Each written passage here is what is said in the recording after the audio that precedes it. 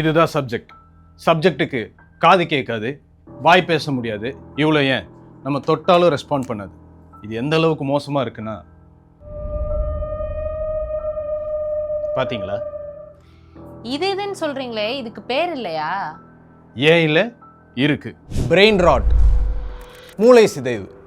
ஜென்சிகளுக்கு மத்தியில் ரொம்பவே பரவலாக பயன்படுத்தக்கூடிய ஒரு வார்த்தை தான் இந்த பிரெயின் ராட். அது மட்டும் இல்லாமல் ஆக்ஸ்ஃபோர்ட் யூனிவர்சிட்டியில் 2024 வேர்ட் ஆஃப் த இயர் அப்படிங்கிற ஒரு கௌரவத்தையும் இந்த வார்த்தைக்கு கொடுத்துருக்காங்க. ஸோ இப்பேற்பட்ட பட்டத்தை இந்த வார்த்தை அடித்து வாங்கியிருக்கணும் அப்படின்னா மக்கள் மத்தியில் எவ்வளோ பெரிய பாதிப்பை இதை ஏற்படுத்தியிருக்கணும்.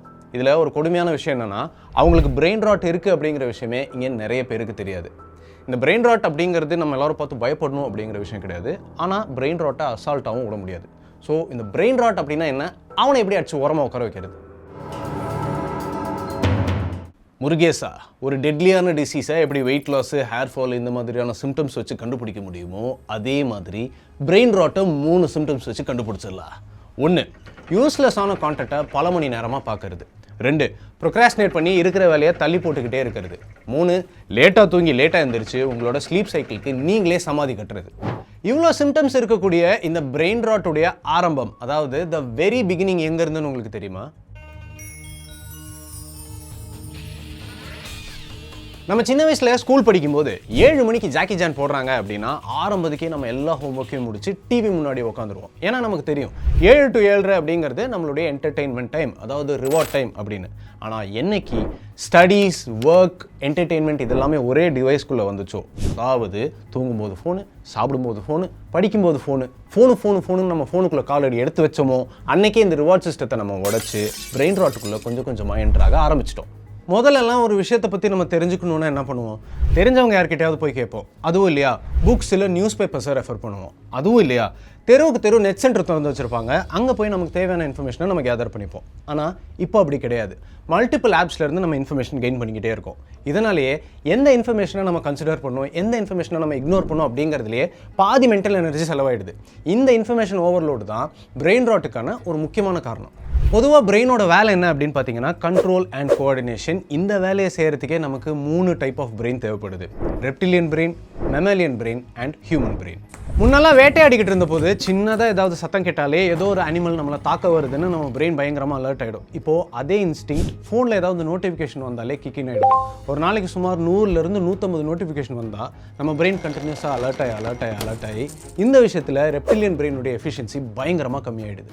அடுத்து மெமாலியன் பிரெயின் எப்படி எஃபெக்ட் ஆகுது அப்படின்னு பார்த்தீங்கன்னா, இப்போது நீங்கள் இன்ஸ்டாகிராமில் ஒரு போஸ்ட் போடுறீங்க, அந்த போஸ்ட்டுக்கு எவ்வளோ பேர் லைக் பண்ணியிருக்காங்க, எவ்வளோ பேர் கமெண்ட் பண்ணியிருக்காங்க, அதில் ஒரு நெகட்டிவ் கமெண்ட் வந்துச்சுன்னா அது ஏன் வந்துச்சு, எதுக்கு வந்துச்சுன்னு யோசிச்சு சோஷியல் வேலிடேஷனுக்காக ஏங்கி நம்மளோட பிரெயின் ஒரு அடிக்ஷன் லூப்ல மாட்டிக்குது. கடைசியா ஹியூமன் பிரெயின், மனுஷங்களையும் மிருகங்களையும் வேறுபடுத்தி காட்டுறதே இந்த ஹையர் பிரெயின் தான். முதல்லலாம் நமக்கு ஒரு ஒன்லைன் ஐடியா தோணுச்சுன்னா ஒரு பேப்பர் பென் எடுத்து டைம் எடுத்து அந்த ஒன்லைனை பயங்கரமாக டெவலப் பண்ணுவோம். ஆனால் இப்போ என்ன பண்ணுறோம், அந்த ஒன்லைன் நமக்கு ஸ்ட்ரைக் ஆன உடனே அதை தூக்கி ChatGPTயில் போட்டு நமக்கு பிடிச்ச வெர்ஷனில் அதை கஸ்டமைஸ் பண்ணி எடுத்துக்கிறோம். ஸோ இந்த இடத்துல கிரியேட்டிவிட்டி அப்படிங்கிறது அந்த ஒன்லைனோடவே ஸ்டாப் ஆகிடுது. இந்த ப்ராசஸை திரும்ப பண்ணோம் அப்படின்னா ஒரு கட்டத்தில் நமக்கு அந்த ஒன்லைன் கூட தோணாமல் போயிடும். சரி, இதிலேருந்து எப்படி தான் தப்பிக்கிறது அப்படின்னு கேட்டிங்கன்னா ஒன்றுமே இல்லை, சும்மா உட்காருங்க.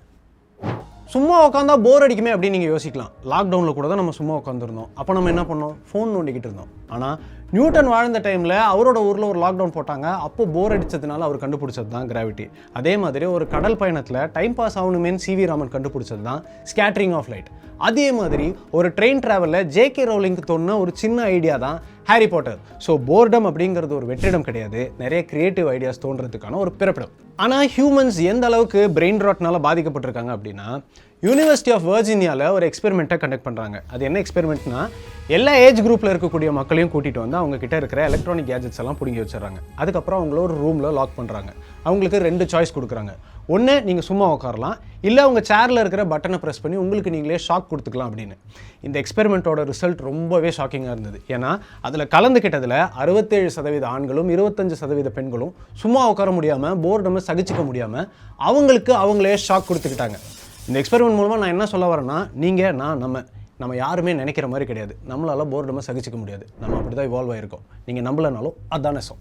நம்ம ஒரு நாளைக்கு ஆவரேஜாக 6 to 7 மணி நேரம் ஸ்மார்ட் ஃபோனை யூஸ் பண்ணுறோம். அதில் நம்ம பார்க்குற டெக்ஸ்ட்டு, இமேஜ், வாய்ஸு, வீடியோ, ஆடுன்னு 30 to 50 GB ஆஃப் இன்ஃபர்மேஷனை நம்ம பிரெயின் ஒரு நாளைக்கு ப்ராசஸ் பண்ணுது. அதில் முக்கால்வாசி தேவையில்லாத அணி தான். அதுக்காக நம்ம ஃபோனை தூக்கி வீசிட முடியுமா? நெவர். வேணும்னா ஒன்று பண்ணலாம், சோஷியல் மீடியா டீடாக்ஸ் பண்ணலாம். அதாவது காலையில் எழுந்திரிச்சு 2 மணி நேரம் கழிச்சு ஃபோன் யூஸ் பண்ண ஆரம்பிக்கலாம். தூங்க போகிறதுக்கு 2 மணி நேரத்துக்கு முன்னாடியே ஃபோன் யூஸேஜை ஸ்டாப் பண்ணிக்கலாம். இந்த இடைப்பட்ட நேரத்தில் உங்கள் வேலைகள் எல்லாம் முடிச்சுட்டு ஒரு ரிவார்டாக நீங்கள் சோஷியல் மீடியா டைமிங்கை அளவாக பயன்படுத்திக்கலாம். ஜிம்முக்கு போகலாம். டெக்ஸ்ட்டில் மட்டுமே பீப்புளை மீட் பண்ணாமல் வெளியில் போய் ரியல் டைமில் பீப்புளை மீட் பண்ணலாம். உங்கள் மூளைக்கு யோசிக்கிறதுக்கு கொஞ்சம் டைம் கொடுத்தா போதும், நீங்கள் நினச்சி கூட பார்க்க முடியாத விஷயங்களை உங்கள் மூளை நல்லா செய்ய முடியும். ஈவன் ஏஐ கூட ஏதோ மூளையிலிருந்து வரல, மூளையிலிருந்து தான் வந்திருக்கு. So be bold, be creative.